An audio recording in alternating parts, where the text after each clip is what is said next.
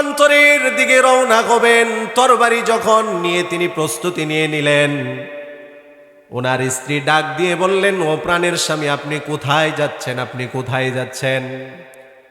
নবীজির সাহাবী হযরতে হানজালা রাদিয়াল্লাহু তাআলা আনহু ডাক দিয়ে বলে, ও আমার স্ত্রী, তুমি কি শুনোনি? কে যেন মদিনার অলিতে গলিতে বলে বেড়াচ্ছে, কুতিলা মুহাম্মদ, আমাদের নবী, বিশ্ব নবী মুহাম্মাদুর রাসূলুল্লাহ সাল্লাল্লাহু আলাইহি ওয়াসাল্লাম দুনিয়াতে নেই। আমি হানজালার নবীজি দুনিয়াতে থাকবে না, এই জীবন রেখে আমার লাভ কি? স্ত্রী এবার ডাক দিয়ে বলে, ও প্রাণের স্বামী, যান যান, আপনি জিহাদে যান, লড়াইয়ে যান, লড়াই করেন। জিহাদে যাওয়ার ক্ষেত্রে আমি আপনাকে কোনো বাধা দিব না। তবে ও আমার প্রাণের স্বামী, আমাদের বিবাহ হয়েছে, মেলামেশা হয়েছে, আপনার উপর গোসল ফরজ হয়েছে। ফরজ গোসলটা সম্পাদন করে তারপরে আপনি জিহাদের জন্য যান। নবীজির প্রেমিক সাহাবী হযরতে হানজালা রাদিয়াল্লাহু তাআলা আনহু ডাক দিয়ে বলে, ও আমার প্রাণের স্ত্রী, এখন যতটুকু সময় লাগিয়ে আমি গোসল করব, এতটুকু সময় আমার হাতে নেই। চলে গেলাম জিহাদের ময়দানে, যদি শহীদ হয়ে যায় দুনিয়াতে দেখা হবে না, দেখা হবে ময়দানে মাহশারে। নতুন বিবাহ হয়েছে, তোমার কোনো হক আদায় করতে পারিনি। যদি তোমার মনে কোনো ব্যথা থাকে আমাকে মাফ করে দিও, ময়দানে মাহশারে আমাদের দেখা হবে, একসাথে জান্নাতে যাব। নবীজির এই প্রেমিক সাহাবী চলে গেলেন জিহাদের ময়দানে। প্রাণবন্ত লড়াই করে করে নবীর সাহাবী হযরতে হানজালা রাদিয়াল্লাহু তাআলা আনহু কাফিরদের সাথে লড়াই করে করে এক পর্যায়ে নিজে শহীদ হয়ে গেলেন। লম্বা ঘটনা। বিশ্বনবী যুদ্ধের পরে সাহাবায়ে কেরামের লাশকে জমা করার জন্য বললেন। আল্লাহর নবীর আগের এক স্বপ্নের দ্বারা নবীজি বুঝতে পেরেছিলেন উহুদ যুদ্ধে নবীজির ৭০ জন সাহাবী শহীদ হবে। আল্লাহর নবী সাহাবায়ে কেরামকে বললেন, আমার সাহাবীদের লাশগুলো জমা করো, একত্রিত করো, যারা শহীদ হয়েছে সবার লাশগুলো জমা করা হলো, একত্রিত করা হলো। নবীজির সাহাবী হযরতে হানজালার লাশ কেউ কোথাও খুঁজে পায় না। আল্লাহর নবীকে জানানো হলো, গো নবীজি, আপনার একজন সাহাবী হানজালার লাশ খুঁজে পাওয়া যাচ্ছে না। নবীজি বড় পাগল পারা হয়ে গেল।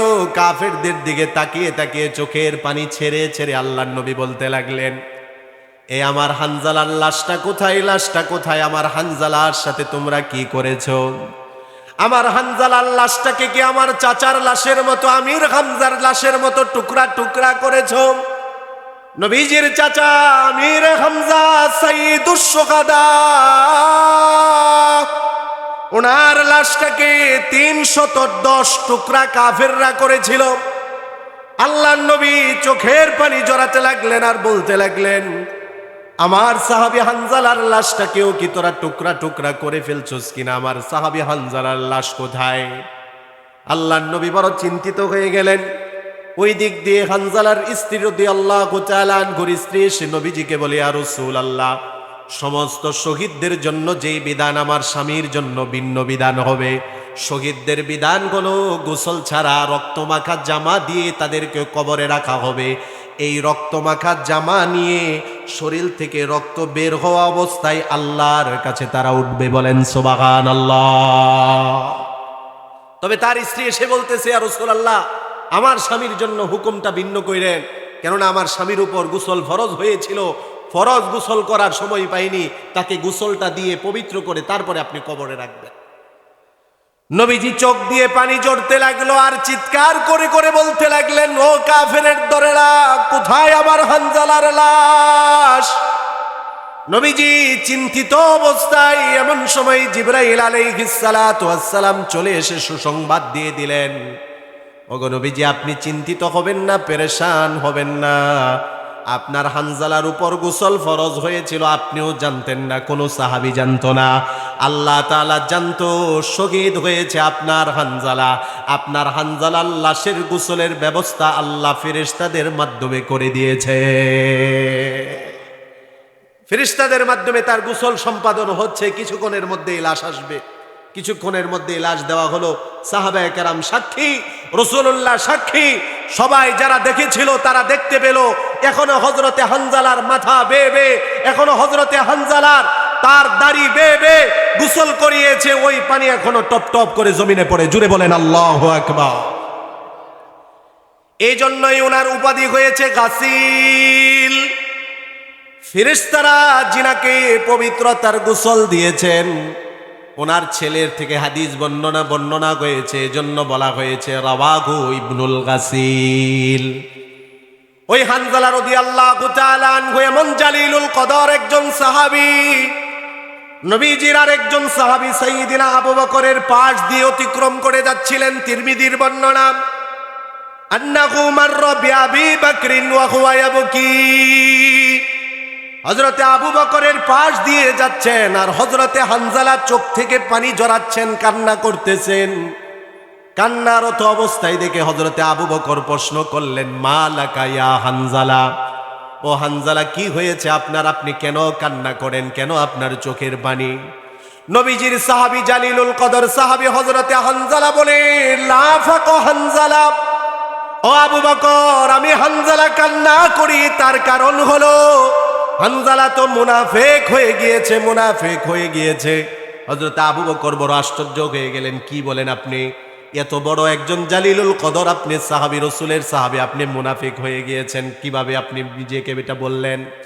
হযরতে হানজালা বলেন, মুনাফিক হয়েছি এর কারণ হলো যখন আমরা রাসূলুল্লাহর দরবারে থাকি, নাকুনু ইনদা রাসূলিল্লাহি সাল্লাল্লাহু আলাইহি ওয়াসাল্লাম, নবীজির দরবারে যখন আমরা থাকি, আল্লাহর নবী জবান মুবারকে আমাদেরকে ইউযাক্কিরুনা বিন্নারি ওয়াল জান্নাহ, জান্নাতের আলোচনা আমাদেরকে শোনান, জাহান্নামের ভয়াবহ অবস্থা আমাদেরকে যখন শোনান, নবীজির জবান মোবারক থেকে কোরআন হাদিসের কথাগুলো শুনে আমাদের অবস্থা এমন হয়ে যায় কান্না রায়া আইনিন, যেন জাহান্নাম দেখতেছি, যেন জান্নাত দেখতেছি। রাসূলুল্লাহর দরবারে থাকলে মনের অবস্থাই থাকে, যখন রাসূলুল্লাহ আলোচনা করেন মনে হয় জান্নাত দেখতেছি, জাহান্নাম দেখতেছি। তো আবু বকর বললেন, ঠিক আছে, আমারও তো মনের অবস্থা এমনই থাকে রাসূলুল্লাহর দরবারে থাকলে, তো আপনি মুনাফিক হলেন কিভাবে? হযরতে হানজালা বলে, ফাইদা রাজানা ইলাল আজওয়াজি ওয়াদ দাইআ, যখন রাসূলুল্লাহর দরবার থেকে বাড়িতে আসি, পরিবার পরিজনের সাথে যখন মিশে যাই, মিলে যাই, যখন সন্তানাদি পরিবার পরিজনের সাথে আমরা মিশে যাই, মিলে যাই, তখন অবস্থাটা এমন হয় নাসিনা কাসীরা, রাসূলুল্লাহর দরবারে থাকলে অনেক কিছু স্মরণে থাকতো, এগুলো বাড়িতে আসলে ভুলে যায়, মনের অবস্থাও পরিবর্তন হয়ে যায়। আমাদেরও তো মনের অবস্থা একরকম, ভিন্ন রকম মাঝে মধ্যে হয়।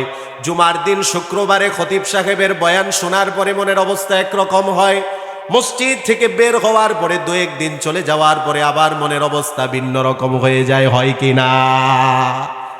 আজকে এখানে এই মাহফিল থেকে বয়ান শুনতেছেন, মনের অবস্থা একরকম, এখান থেকে বয়ান শুনে বাড়িতে যাবেন, মনের অবস্থা ভিন্ন রকম হয়ে যাবে।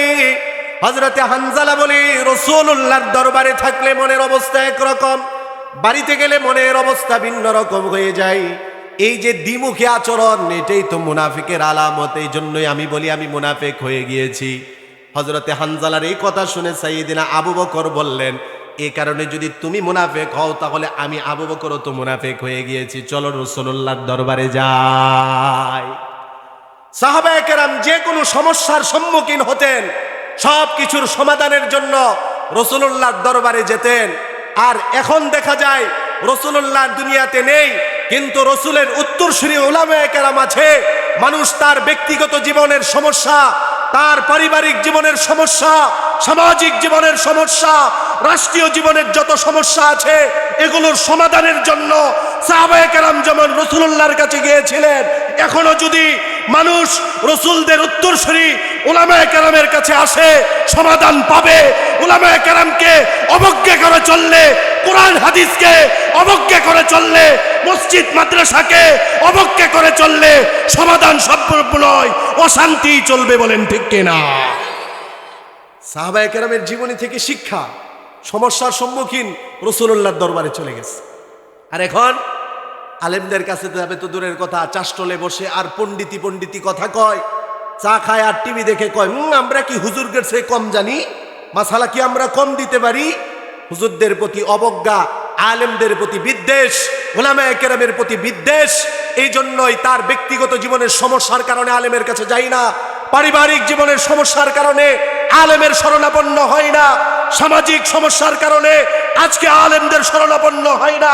রাষ্ট্রীয় সমস্যা হচ্ছে, কত দিক দিয়ে কত সমস্যা হচ্ছে, অভাব অনটনে দেশ ভরে যাচ্ছে, গুনাহ পাপাচারে দেশ ভরে যাচ্ছে, আলেমদের শরণাপন্ন হচ্ছে না, নায়ক নায়িকাদেরকে সম্মান করা হচ্ছে। আল্লাহর কসম, এই জমিনে অভাব বন্ধ হবে না, বাংলাদেশে অভাব দূরীভূত হবে না যতক্ষণ কোরআনের শরণাপন্ন না হবে, কোরআনের বিচার কায়েম না হবে, আলেমদেরকে সম্মান না করা হবে। ঠিক কিনা?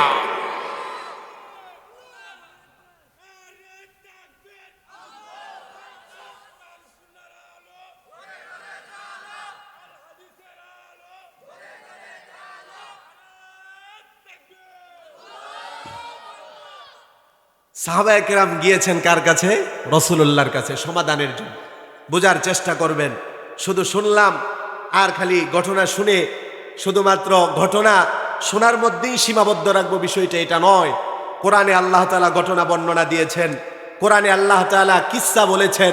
কিছু কিছু ঘটনার ক্ষেত্রে আল্লাহ তাআলা, বিশেষ করে সূরা ইউসুফে ইউসুফ আলাইহিস সালামের ঘটনাকে আল্লাহ তাআলা বলেছেন আহসানুল কসস। এরকমই যে কোরআনে যে ওয়াকিয়া ঘটনা আছে, এগুলো শুধুমাত্র শোনার উপর সীমাবদ্ধ নয়, এগুলো থেকে নুকতা বের করা লাগবে এবং এগুলোর শিক্ষণীয় বিষয় আমাদের জীবনে হাসিল করা লাগবে এবং দুষ থেকে আমাদের বেঁচে থাকা লাগবে। ঠিক কিনা বলে? তো সাহাবায়ে কেরাম দুইজন গেলেন, হযরতে আবু বকর, হযরতে হানজালা, দুইজন গিয়ে রাসূলুল্লাহর কাছে গিয়ে বলতেছে, ইয়া রাসূলুল্লাহ, সমস্যা হয়েছে, আপনার কাছে আসছি সমাধানের জন্য। হযরতে হানজালা তো কথাই বলতে পারেন না। তিরমিজির বর্ণনা, এটাও কিন্তু কোনো ঠাকুরমার জুলি আপনাদেরকে বলতেছি না, তিরমিজি শরীফের হাদিস। হযরতে হানজালা চোখের পানি জড়াচ্ছেন। আল্লাহর নবী বললেন, মালাকা ইয়া হানজালা, হানজালা কি হয়েছে, কাঁদো কেন, কান্না করো কেন?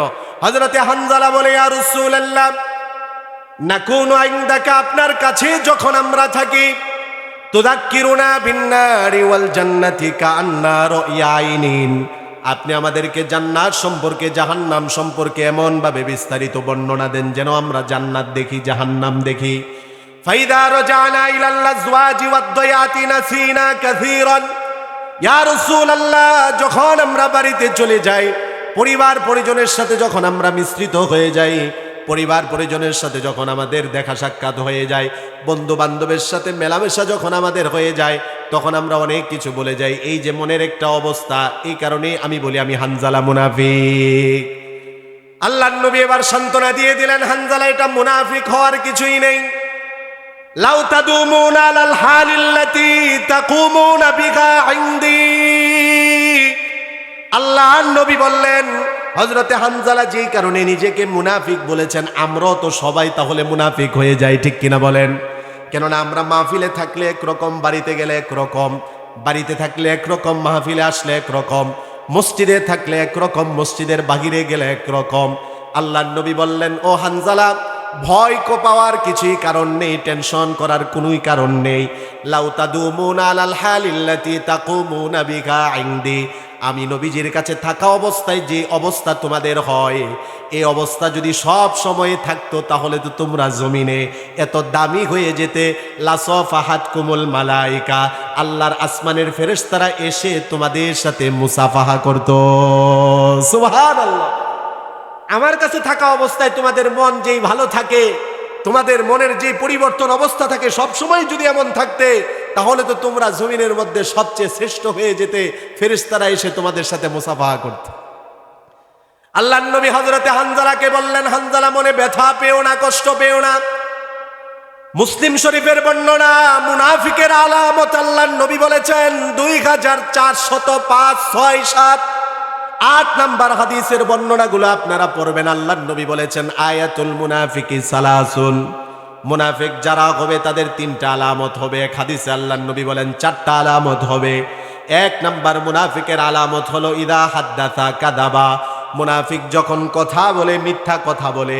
2 নাম্বার মুনাফিকের আলামত হলো ওয়া ইদা ওয়াদা আখলাফা, মুনাফিক যখন ওয়াদা করে ওয়াদার বিপরীত করে।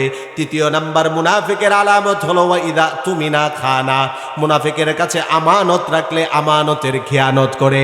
দুঃখজনক হলে এটাই সত্য কথা, কোরআন হাতে নিয়ে বলতেছি, রাসূলুল্লাহ ১৫০০ বছর আগে মুনাফিকের যেই চরিত্রগুলোর কথা বলেছেন, আজকে দেখা যায় অধিকাংশ মুসলমানের মধ্যে সেই চরিত্র পাওয়া যায়। ভুল বললাম নাকি? আমার কথা কি ভুল হয়ে গেছে নাকি? রাসূলুল্লাহ ১৫০০ বছর আগে মুনাফিকের যে আলামতের কথা বলছেন, এখন কি সেগুলো মুনাফিকদের মধ্যেই সীমাবদ্ধ, না আমাদের অনেক মুসলমানের মধ্যেও পাওয়া যায়? কথা বললেই মিথ্যা বলা, এটা কি শুধু মুনাফিকরা বলে না মুসলমানও বলে? আমানত রাখলে আমানতের খেয়ানত করা, এটা কি শুধু মুনাফিকরাই করতেছে না এখন বর্তমানে নামদারি কিছু মুসলমানও করতেছে? ওয়াদা করলে ওয়াদা ভঙ্গ করা মুনাফিকরাই করতেছে নাকি আমাদের সমাজের অনেক মুসলমানের এই বদ অভ্যাস আছে? এই বদ অভ্যাস শুধু কিছু মানুষের না, অনেক মানুষের মধ্যেই আছে। আজকে এই খারাপ বদ অভ্যাসগুলো থাকার কারণেই আজকে আমাদের সমাজে অশান্তি, আজকে আমাদের পরিবারে অশান্তি। এই বদ অভ্যাসগুলো থাকার কারণেই আজকে আমাদের রাষ্ট্রে অশান্তি। কেননা যদি আমানতদারিতার গুণ আমাদের রাষ্ট্রের প্রত্যেকটা মানুষের হতো, একজন মেম্বার সাহেব, একজন চেয়ারম্যান সাহেব, একজন এমপি সাহেব, একজন মন্ত্রী সাহেব, সবার মধ্যে যদি আমানতদারিতার গুণ হতো, আমি আপনাদেরকে একটা তথ্য দিয়ে যাই, আমাদের এই ৫৬,০০০ বর্গ মাইলের সোনার বাংলায় যেই পরিমাণ বরকত আল্লাহ দান করেছে, আমানতদারিতার গুণ থাকলে আমাদের দেশে চুরি যদি না হতো, আমাদের দেশের সম্পদ বাহিরে যদি পাচার না হতো, এই দেশে কোনো অভাব থাকতো না। এই দেশের প্রত্যেকটা মানুষ যাকাত দেওয়ার উপযুক্ত হতো। জোরে বলেন ঠিক কিনা?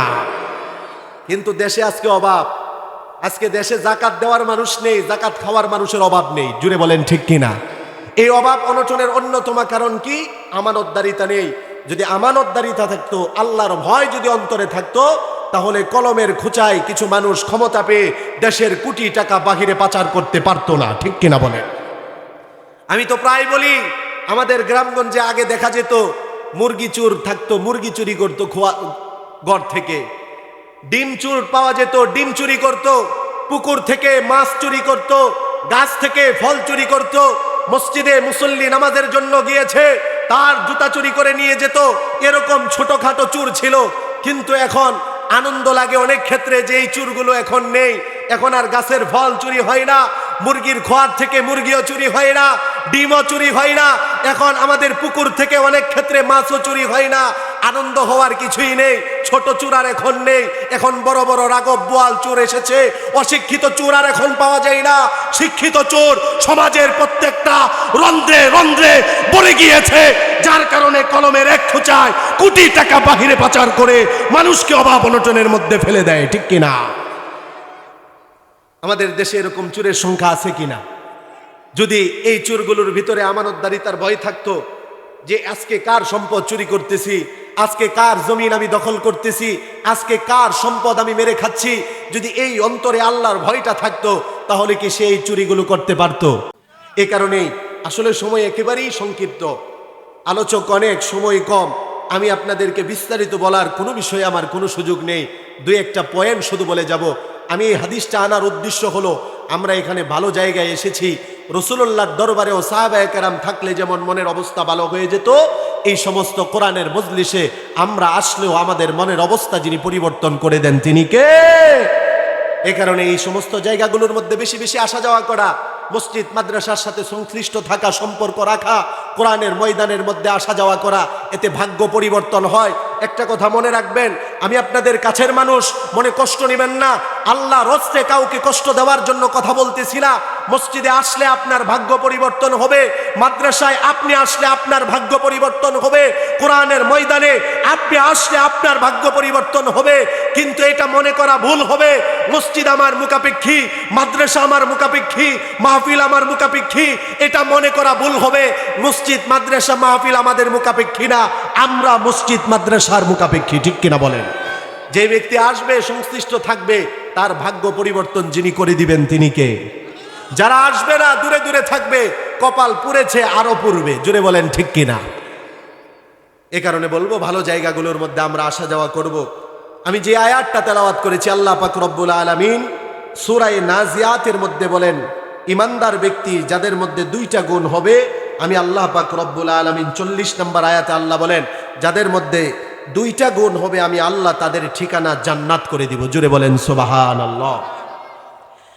এক নাম্বার গুণের কথা আল্লাহ তাআলা বলেন, ওয়া আম্মা মান খাফা মাকামা রাব্বিহি ওয়া নাহান নাফসা আনিল হাওয়া ফাইন্নাল জান্নাতা হিয়াল মাওয়া।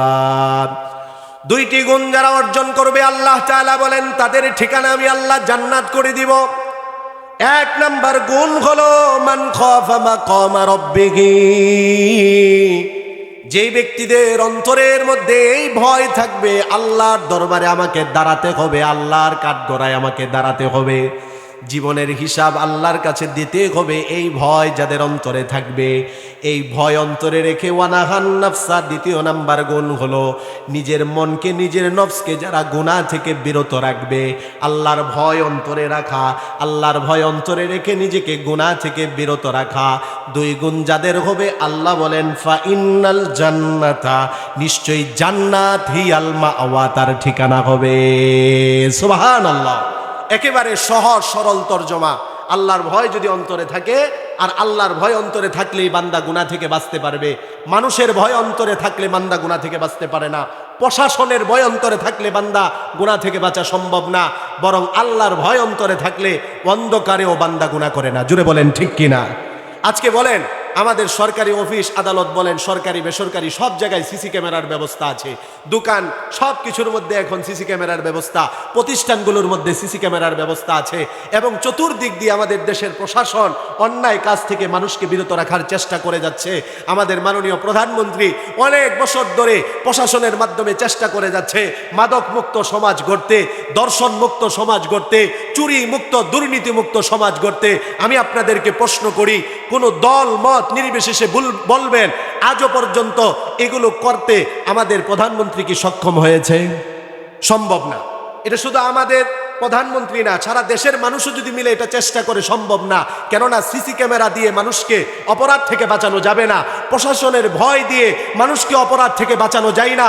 মানুষ অপরাধ থেকে তখনই বাঁচবে যখন তার অন্তরে আল্লাহর ভয় আসবে। সিসি ক্যামেরার ভয় থাকলে উপর দিয়ে সুদ খাবে না, উপর দিয়ে ঘুষ নিবে না, টেবিলের নিচ দিয়ে ঠিকই ঘুষ নিবে। আল্লাহর ভয় অন্তরে থাকলে সিসি ক্যামেরা না থাকলেও সুদ ঘুষ নিবে না, ঠিক কিনা? কেননা অন্তরে থাকতে হবে কার ভয়? এই যে এটাই আল্লাহ বলেন, যে ব্যক্তির অন্তরে আমি আল্লাহর ভয় থাকবে তাতে সিসি ক্যামেরার নিয়ন্ত্রণ করা লাগবে না, কোনো প্রশাসন তাকে নিয়ন্ত্রণ করা লাগবে না, অটোমেটিক সে গুনাহ থেকে বেঁচে যাবে। আর যারা অন্তরে আল্লাহর ভয় নিয়ে গুনাহ থেকে বাঁচবে, যাদের এই অন্তরে এই গুণ অর্জন হবে, তাকওয়ার মতো গুণ যারা অর্জন করবে, আল্লাহ সূরা আর রহমানে বলেন ওয়ালিমান খাফা মাকামা রাব্বিহি জান্নাতান, যারা পরকালে আল্লাহর কাছে দাঁড়াতে হবে, আল্লাহর কাছে আমার জবাবদিহিতা আছে, এই ভয়ে যারা গুনাহ থেকে বাঁচে তাদেরকে আল্লাহ দুইটি জান্নাত দান করবেন। অনেকে সুবহানাল্লাহ চিন্তা করতেছে যে পরে বলবে বা বাড়িতে গিয়ে বলবে। জুড়ে বলেন সুবহানাল্লাহ। এই আয়াতে আল্লাহ বলতেছেন সূরা নাজিআতের 40-41 নম্বর আয়াতে বলতেছেন একটি জান্নাতের কথা। সূরা আর রহমানের আরেক আয়াতে আল্লাহ বলতেছেন যাদের অন্তরে এই ভয় থাকবে আল্লাহর কাছে আমাকে দাঁড়াতে হবে, এবং এই ভয় রেখে যারা গুনাহ থেকে বাঁচে আল্লাহ তাদেরকে কয়টি জান্নাত দান করবেন? ওয়ালিমান খাফা মাকামা রাব্বিহি জান্নাতান। এই আয়াত তো আপনাদের অনেকের মুখস্থ থাকতে পারে। এই আয়াতের ব্যাখ্যায় আল বিদায়া ওয়ান নিহায়ার মধ্যে একটা ঘটনা এসেছে। হযরত ওমর রাদিয়াল্লাহু তাআলা আনহুর জমানায় একজন যুবক ছিল, সেই যুবকের অন্য কোনো কাজ ছিল না। ও যুবক ভাইরা, আজকে তো আমাদের জীবনের রুটিন করা আছে, কত ঘন্টা আমি মোবাইলে কাটাবো, কত ঘন্টা আমি ফেসবুকে ব্যবহার করব, কত ঘন্টা আমার বন্ধুকে দিব, কত ঘন্টা আমার বান্ধবীকে দিব, কত ঘন্টা আমার দলকে দিব, কত ঘন্টা আমার নেতাকে দিব। অথচ কপাল পোড়া, আমার জীবনে এই রুটিন নেই কত ঘন্টা আমি আমার আল্লাহকে দিব, আমার জীবনে এই রুটিন নেই কত ঘন্টা আমি তেলাওয়াত করব, আমার জীবনে এই রুটিন নেই কত ঘন্টা আমি জিকির করব। সারা জীবন ফেসবুক চালালেই জীবনে সুখ আসবে না, জীবনভর বন্ধু বান্ধবের সাথে আড্ডায় থাকলে জীবনে সুখ আসবে না, জীবনভর আল্লাহর গোলামি বাদ দিয়ে মানুষের গোলামি করলে, নেতার পিছনে করলেই জীবনে সুখ আসবে না। সুখ আসতে হলে আল্লাহর গোলামি করতে হবে। বলেন ঠিক কিনা? হযরতে ওমরের জমানায় ওই যুবক ছিল, তার জীবনের রুটিন ছিল সারা দিন মসজিদে নববীর মধ্যে পড়ে থাকতো, রাসূলের হাদিস সংগ্রহ করত, সারা রাত নামাজের মধ্যে দাঁড়িয়ে দাঁড়িয়ে আল্লাহর ইবাদত বন্দেগী করত। হযরত ওমর রাদিয়াল্লাহু তাআলা আনহুর জীবনের ওই জমানার ওই যুবক সাহাবীর জীবনের এটা রুটিন ছিল। সারা দিনের বেলা যদিও মসজিদে নববীর মধ্যে থাকতো, রাত্রি বেলায় এশার নামাজ আদায় করার পরে নিজের বাড়িতে গিয়ে বৃদ্ধ বাবা ছিল, বাবার যত্ন করে দেখাশোনা করে আবার মসজিদে নববীতে চলে আসতো। যুবক সাহাবী প্রতিদিন এশার নামাজ আদায় করে মসজিদে নববী থেকে বাড়িতে যায় বাবার সেবা যত্ন করার জন্য। যুবক সাহাবী যখন রাস্তা দিয়ে যায়, প্রতিদিন মদিনার ওই রাস্তার মধ্যে এক সুন্দরী নারী বসবাস করত, যুবকের দিকে তাকিয়ে থাকতো। যুবক সাহাবীর চেহারাও অনেক সুন্দর ছিল, আকর্ষণীয় ছিল।